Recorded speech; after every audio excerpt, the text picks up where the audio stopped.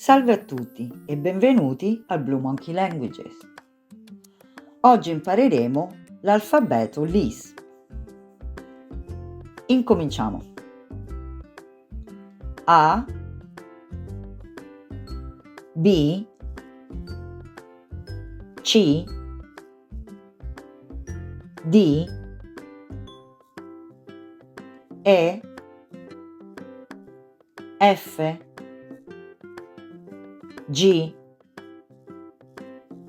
H, I, J, K, L, M, N, O, P, Q,